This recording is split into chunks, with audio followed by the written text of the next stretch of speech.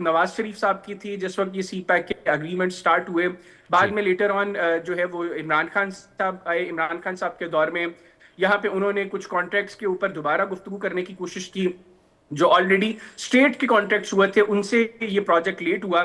Project late होने से बहुत से आगे सब प्रोजेक्ट्स उनकी कॉस्ट बढ़ी और फिर स्पीड ग्रेजुअली जो है वो स्लो हुई प्रोजेक्ट्स की।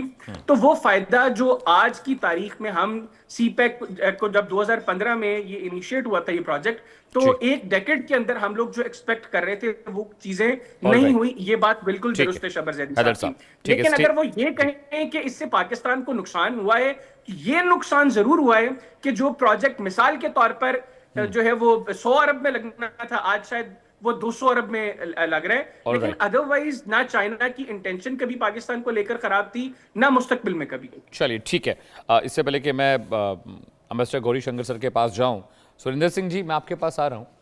हैदर भाई बहुत पॉजिटिव बात कर रहे हैं, बहुत सकारात्मक है, and this is good also. I don't take it in a different way. मुझे लगता है ठीक है, वो पाकिस्तान के नागरिक हैं और वहाँ के जो हालात है, वहाँ पर जो भी इकॉनमिक क्राइसिस है और उन तमाम इम्कानों पे उनका जो रीडिंग है, आई एक्सेप्ट दैट। लेकिन सर चाइना के बारे में जो हम और आप पढ़ते आ रहे हैं और समझते आ रहे हैं, कहीं ना कहीं मुझे ऐसा लगता है कि चाइना ने अपनी उधार पैसे दो और कब्ज़ा करो वाली स्ट्रैटेजी में पाकिस्तान को बहुत बुरी तरह फंसा लिया है। एसेट पाकिस्तान के हैं, वहाँ पर इतने नेचुरल रिसोर्सेज बलूचिस्तान में हैं, वहाँ पर कॉपर की खदानें हैं, गोल्ड की खदानें हैं, इतनी ज़्यादा वहाँ पर माइंस हैं, वहाँ पर शेल गैसेस मिलने की भी बात हो रही है। इतना इम्पॉर्टेंट, इतना एलिगेंट नेचुरल रिसोर्स पाकिस्तान का है, लेकिन उसका दोहन चाइना कर रहा है। क्या पाकिस्तान के पास अब वे आउट दिखता है आपको? नमस्कार अमित जी, मैं सबसे पहले अपनी बात को थोड़ा ऊपर से लेना चाहूँगा कि पाकिस्तान है क्या जी। कोई ऐसा ठगा नहीं जिसको उन्होंने ठगा नहीं। मैं आपकी बात से बड़ी माजरत के साथ इत्तेफाक नहीं रखता कि चाइना ने पाकिस्तान को फंसाया है। पाकिस्तान ने भी चाइना को फंसाया। उनके पैसे लेके उनके जर्नल पापा जोन्स खरीद लेते हैं, अपने सबके बच्चे उनके आधी दुबई, कनाडा और अमेरिका की जो रियल एस्टेट है वही कंट्रोल करते हैं, क्योंकि मैं उन्हीं मुल्कों में रहता हूँ।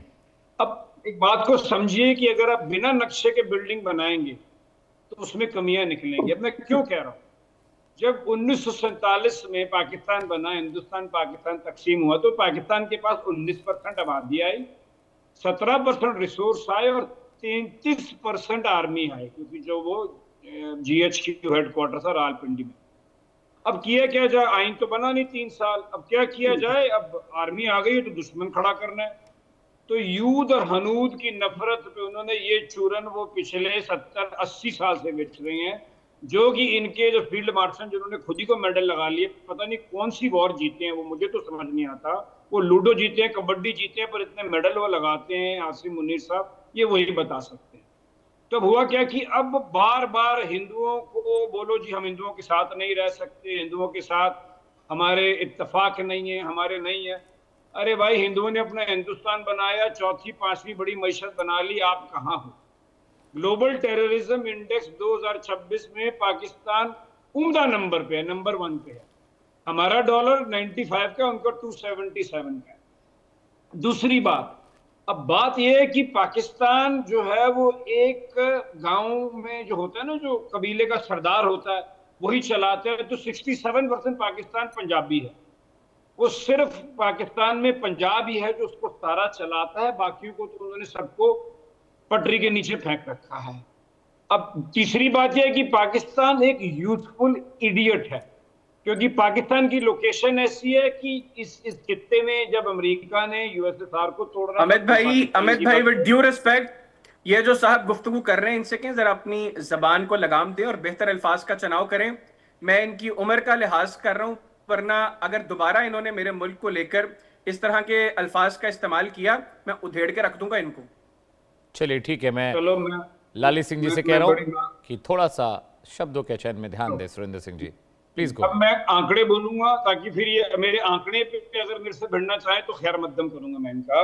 जी, अमेरिका ने अफगानिस्तान वॉर पे 2.3 ट्रिलियन डॉलर खर्चा, पाकिस्तान उसमें से 32 बिलियन लिया। अब मैं थोड़ी अपने शब्दों में गुरेज कर रहा हूँ। उसके बाद बिन लादेन कहाँ मिला, मैं चाहूंगा ये मुझे हैदर साहब बता दें। दूसरा, ईरान की भी आप इसमें देखिए कि अब ईरान, अमेरिका ने भी कहा है कि ये डबल गेम खेल रहा है।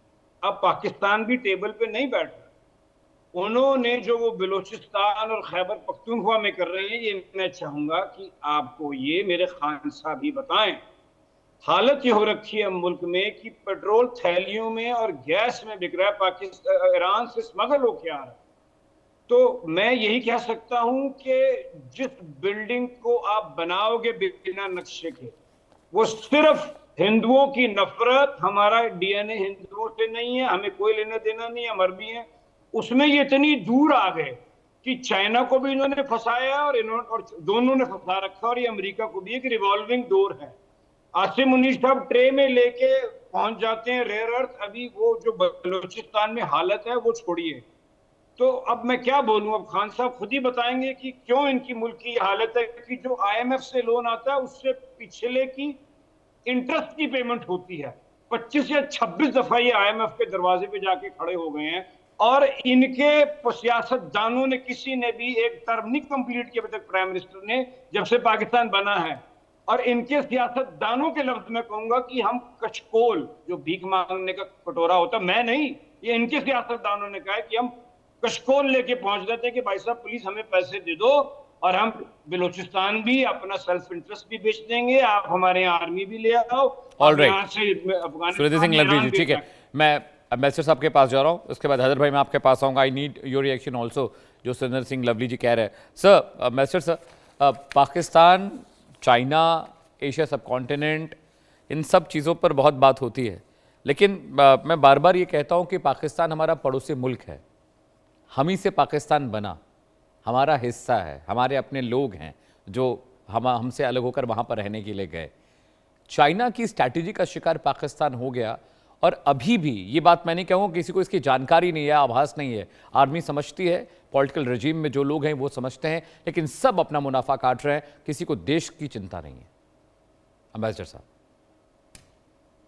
नमस्कार अमित जी, आपने बहुत अच्छी तरह से समरी प्रेजेंट की थी ये डिबेट होने से पहले। सर, मैं एक दो स्टेटिस्टिक्स और उसमें ऐड करना चाहूँगा। सर, अभी आज से आप देखें, पाकिस्तान का जो टोटल एक्सटर्नल डेट है वो 138 बिलियन डॉलर दिखाया जा रहा है। Right sir. उस पे अगर आप 4 या 5% की रेट पे एनुअल इंटरेस्ट लगाएं, जो मिनिमम है, तो वो करीब 7 बिलियन डॉलर पर एनम बनता है। दूसरी तरफ अगर पाकिस्तान का एक्सटर्नल ट्रेड देखें आप, तो उसमें एक्सपोर्ट जो हैं वो 31 बिलियन डॉलर के हैं और इंपोर्ट्स करीब 70 बिलियन डॉलर के हैं। तो उसमें उनका डेफिसिट करीब 38-39 बिलियन डॉलर बनता है एनुअली। तो अब आप ये देखिए, 38 बिलियन उधर और 7 बिलियन इंटरेस्ट इधर, हाँ, 45 बिलियन डॉलर का नुकसान पाकिस्तान को हर साल फॉरेन एक्सचेंज में हो रहा है। अब इसका इजाफा कैसे किया जाए? इसमें करीब 30 बिलियन डॉलर वो जो पाकिस्तानी बाहर रहते हैं, गरीब पाकिस्तानी जो पैसा वैसा भेजते हैं, उससे होता है। बाकी का जो डेफिसिट है वो पाकिस्तान को, आप जैसे कहा, दूसरे देशों से कर्जा लेके, आईएमएफ से कर्जा लेके अपना काम निकालना पड़ रहा है। जी। तो इसमें सबसे बड़ा